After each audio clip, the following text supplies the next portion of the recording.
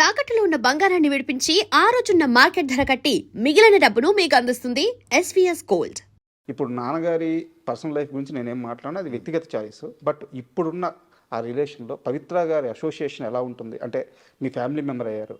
So మీ నాన్నగారితో ఎలా ఉంటున్నారు, నీతో ఎలా ఉంటున్నారు, ఫ్యామిలీ మెంబర్కి ఎలా కలిసిపోయారు, ఇప్పుడు అంతా కంఫర్టబుల్గా ఉన్నారా? She's fantastic human being. నాకు అంటే వస్తుంటారు, రెగ్యులర్గా కలుస్తుంటాం. షీఈస్ ఆల్వేస్ వెరీ, ఎప్పుడు అందరిని పలకరిస్తారు, అందరితో కూర్చుంటారు. ఎలాంటి ఇది లేదు. She's a very happy go lucky women. Okay, I feel డాడ్కి కరెక్ట్ మ్యాచ్ అని నా ఫీలింగ్. ఐ ఫెల్ట్ బికాస్ ఆయన కూడా కామ్గా ఉంటారు ఆవిడ ఉన్నప్పుడు. So I think after 50+ years is calm. So I think it's a good sign. అదే love, this never no time, no really time deadline or anything. Never too late correct to find the right person. అదే చెప్పాను కదండి, నేను 60 years తర్వాత decide చేస్తాను. అప్పుడు 70 ఉంటే 70 వరకు అప్పుడు డిసైడ్ చేస్తాను. అప్పటి వరకు నాకు ఎవరు రైట్ అని నేను డిసైడ్ చేయను. So yeah. అండ్ పవిత్ర గారు లాస్ట్ అంటే కృష్ణ గారిని కూడా కలిశారు, కృష్ణ గారి ఆమోదం కూడా ఉందని చెప్పి నరేష్ గారు చాలాసార్లు చెప్పారు అనమాట. సో వాళ్ళిద్దరి ఆ మూమెంట్ ఎలా జరిగింది? నేను లేనండి అప్పుడు. బట్ వన్ థింగ్ ఏంటంటే నిర్మలా గారు కానీ కృష్ణ గారు కానీ ఈ డాడీ ఏమి డెసిషన్ తీసుకున్నా చాలా వరకు సపోర్ట్ చేసేవారు. బికాస్ వాళ్ళు చాలా కష్టాలు చూసి వచ్చిన వాళ్ళు. సో ఒకటి అర్థం చేసుకోవాలంటే మనిషి లైఫ్లో అన్ని పర్ఫెక్ట్గా జరగదు. ఒకటి దానికి కట్టుబడిపోయి మనం యాంకర్ అయిపోయి అక్కడే ఉంటావా, ఆర్ ఆప్షన్ ఉంది అయినా చేసుకుంటావా. You want make something good of life. Today is happy. Correct. ఎవరు కంప్లైంట్ చేయడానికి ఉంది ఇప్పుడు? But that's the whole point అండి. అందరిని సాటిస్ఫై చేయలేము. కరెక్ట్. బట్ అందరూ చెప్పేది ఒకటే, నీ సంతోషాన్ని ఎత్తుక్కో అంటారు. నీ సంతోషం ఎత్తుకోవడానికి 2-3 డిసప్పాయింట్ అవ్వాల్సి వస్తుంది తర్వాత. అందరి లైఫ్లో ఉంటుంది. ఎవరు 100% అందరినీ సంతోష పెట్టలేరు కదా. Correct. So ultimately first what you feel matters. నువ్వు సెక్యూర్గా ఉంటే ఇంకొక 2-3 నువ్వు సెక్యూర్ చేయొచ్చు, కానీ నీకే టికానం లేనప్పుడు you can't go and try to make people happy.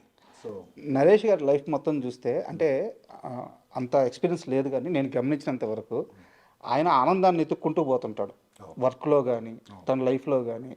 And అంటే ఇలా బతకాలరా, ఇది కదా లైఫ్, ఆ సాటిస్ఫాక్షన్ ఉంటుంది ఆయన లైఫ్ స్టైల్లో. మీ నాన్నగారి లైఫ్ నుంచి ఏమైనా తీసుకోవాలంటే, ఏమైనా నేర్చుకోవాలంటే మీరు కోరుకునేది ఏంటి? నేను కోరుకున్నా కూడా అవ్వదండి అది. ఆయన ఎమోషనల్ పర్సన్. బట్ కొన్ని విషయాల్లో ఆయన ఎమోషన్ మేనేజ్ చేసే లెవెల్లో నేను మేనేజ్ చేయలేను. And that's not possible. అది నాకు మా మదర్ సైడ్ నుంచి వచ్చిందో మరి నాకు తెలియదు. But that is what I'm. So ఆ లెవెల్లో ఆయన కొంచెం ఎఫిషియన్సీ ఇంకా ఎక్కువ ఉంటుంది. ఎమోషన్స్ని ఆయన కొంచెం పక్కన పెట్టైనా కూడా he can finish some tasks. But నాకు కొంచెం, నేను ఎమోషనల్ పర్సన్ని నేను. సో కొన్ని డెసిషన్స్ తీసుకునేది లాజికల్గా ఉండవు. But that will give me different results. So నేను ఐడెంటిటీ మార్చుకోదలుచుకోవట్లేదు. And acceptance is important. ఆయనంత ఎఫిషియెంట్ పర్సన్ నేను కాదు. దో ఫిజికల్గా నేను ఇంకా ఎక్కువ చేయగలుగుతానేమో ఇప్పుడు, but work wise or experience wise is a task master. నాకు ఒక టాస్క్ ఇస్తా, ఒక టాస్క్ నీట్ కంప్లీట్ చేసుకుని ఫినిష్ చేసుకుని, మల్టీ టాస్కర్ కాదు నేను. సో అలాంటి ఒక డైనమిక్ డిఫరెన్సెస్ ఉన్నాయి. సో నేను అది అనుకోవడం కానీ అది పాసిబుల్ కాదు. Both are little different. మా operation, the way we operate are different. యాక్చువల్గా ఇందాక మా పిఆర్ఓ ఇక్కడ వచ్చారు కదా, ఆయనతో మాట్లాడుతూ ఉంటే ఈ బయట నేను ఒక few months back hero Suman గారిని ఇంటర్వ్యూ చేశాను. ఆయన ఇదే స్టూడియోలో షూటింగ్లో ఉంటే, షూటింగ్ అయిపోయినాక నాకు ఇంటర్వ్యూ ఇచ్చారు. నా ఫస్ట్ సక్సెస్ఫుల్ ఇంటర్వ్యూ అది. అంటే నా లైఫ్ టర్న్ అయింది. ఈ నేల మీద కూర్చొని నా లైఫ్ టర్న్ అయిన ఇంటర్వ్యూ అనమాట. ఈ విషయం ఆయన చెప్తుంటే సార్ చెప్పారు, ఇది ఆమె చేతుల మీద నిర్మాణం అయింది, ఇక్కడ ఎంతమంది బతుకుతున్నారు తెలుసా, ఆ నేలలో ఉండే మంచితనం అది. 40 కుటుంబాలు ఈరోజు మీరు ఊరి నుంచి తీసుకొచ్చి మీ దగ్గర పెట్టుకొని వాళ్ళకు ఒక పోషణ, ఒక లైఫ్ స్టైల్ ఇస్తున్నారు. నిజమేనా? 100%. ఇక్కడ ఉన్న స్టాఫే ఉంటారండి. ఇక్కడ 20-30 పీపుల్ ఉంటారు. అండ్ ఆవిడ సపోర్ట్ చేసే ఫ్యామిలీస్కి ఇప్పుడు చెక్స్ వెళ్తుంటాయి. సో ఆవిడ ఇచ్చిన మాట ఎప్పుడు తప్పలేదు. అండ్ ప్లస్ అదే కదా, సెల్ఫ్ ప్రమోషన్ ఉండదు. ఆవిడది ఎక్కువ ఉండదు. అదే నాకు అర్థం కాదు మంచి ఏంటంటే పని. ఇలాంటి అర్థం- విషయాలు అర్థం బయటికి కావాలి. ఎందుకు అదే రావాలి? అర్థం చేసుకోవాలంటాను నేను. మనం ఇది మన మంచి అంటే మనకి లోపల హ్యాపీనెస్ ఇస్తుందంటే అది చాలు. ఉమ్. ఇప్పుడు ఎంతమందికి హెల్ప్ చేసాం అనేది ఎందుకు చెప్పుకోవాలి బయటకు? నువ్వు హెల్ప్ ఎందుకు చేయాలనుకుంటున్నావు? ఒక పలానా పర్సన్కి హెల్ప్ చేస్తే నీకు హ్యాపీగా ఉంటుందేమో. నా ప్రాబ్లం ఏంటి, నాకు గిల్ట్ ఉండేది. మన లైఫ్ బాగుంది కదా మనకి. ఇప్పుడు నా కంపేర్ చేస్తే చాలామందికి సేమ్ ఈ లగ్జరీ ఉండదు కదా. సో ఎవరైనా కొంచెం హెల్ప్లో ఏమైనా డబ్బులు అడిగితే పర్వాలేదు పోని మనం ఇచ్చేస్తే బెటర్ అని. ఇలా ప్రాబ్లం అయిపోయిందంటే దాని తర్వాత ఇచ్చుకుంటూ పోయి నా సొంత కారు అమ్మాల్సి వచ్చింది ఒక టైంకి. అవునా? సో ఆ రోజు బుద్ధి వచ్చి మానుకున్నా, ఓకే ఒక లెవెల్కి ఇవ్వచ్చు, నేను అంబానీని కాదు ఇది కాదు 1000 పీపుల్కి హెల్ప్ చేయడానికి. So I have my limitations. So help ఉన్నప్పుడు చేయి, లేకపోతే దేవుడు కూడా శ్రమించడని ఎవరు చెప్పారు. నీ దగ్గర 10 రూపాయలు ఉంటే 2 రూపాయలు 3 రూపాయలు హెల్ప్ చేయి, నీతో నువ్వు పెట్టుకో. ఓకే, నీ దగ్గర 1000 రూపాయలు ఉన్నప్పుడు అప్పుడు 100 రూపాయలు ఇవ్వు, ప్రాబ్లం లేదు. కానీ నీ దగ్గర 10 ఉండి నువ్వు 100 ఇవ్వాలని ట్రై చేస్తున్నామని నీ దేవుడు కూడా హెల్ప్ చేయడు నీకు అని పంతులు ఎవరో చెప్పారు. చూడండి, అది నీ ప్రాబ్లం ఉందన్నారు. సో ఆ గిల్ట్ వల్ల నేను చాలా మిస్టేక్స్ చేశానండి. ఒక గిల్ట్ అంటే నేను ఒక పాయింట్ తర్వాత ఎయిటింగ్ అయి మానేశాక నా అమ్మకు అర్థమైంది వీడికి సంపాదన లేదు, యాక్టింగ్ అడిగాను. సో ఎంతో డబ్బులు పాకెట్ మనీ ఇవ్వాలి కదా, అది రోజు వస్తుంది. ఇప్పుడు ఐ డోంట్ హ్యావ్, ఇప్పుడు కొన్ని నేను వరీ అవ్వాల్సిన అవసరం లేదు. బట్ కొంతమందికి అది లైఫ్, కొంతమందికి రేషన్ కావాల్సి వస్తుంది. అప్పుడు I feel a little bad. కాదు, నాకు ఒక డౌట్, ఎందుకు మీరు ఈ ఆస్తిని మీరు స్వతహాగా సంపాదించుకునే డబ్బుని వేరువేరుగా చూస్తారు? చాలా ఇంటర్వ్యూలో చెప్పారు మీరు ఇదే విషయము. అంటే దాంట్లో ఏముందండి ఇది చెప్పడానికి? దీనికి వారసుడు మీరే కదా. వారసుడు కొన్ని వేల కోట్ల రూపాయలు ఎక్కడ పడితే అక్కడ ఆస్తులు. నా ప్రకారం వారసుడు అంటే ఈజ్ అ గేట్ కీపర్. సంపాదించి పోగొట్టకుండా చూసుకోవాలి.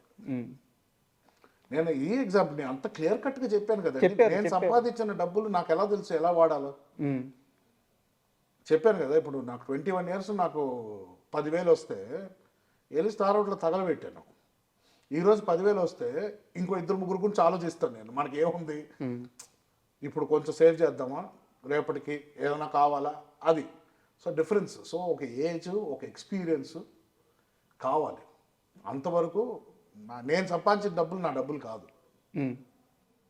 ఇప్పుడు నాన్నమ్మ నాకు ఇచ్చే పాకెట్ మనీ నాకు ఎంత బాధాకరంగా ఉంటుందంటే చూడు, ఆ గిల్ట్కే కొంచెం చారిటీలు ఎక్కువ అయిపోయింది మధ్యలో.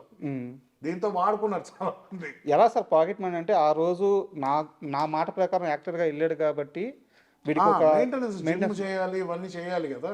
బట్ ఏ నెలకి ఆ నెలకి ఇవ్వడం కాకుండా దానికి ఒక ప్రాసెస్ నెలకి ఇంత అమౌంట్ వచ్చేటట్టు సెట్ చేశారు. అంతే. చాలా దూరం వెళ్ళి ఆలోచించారు.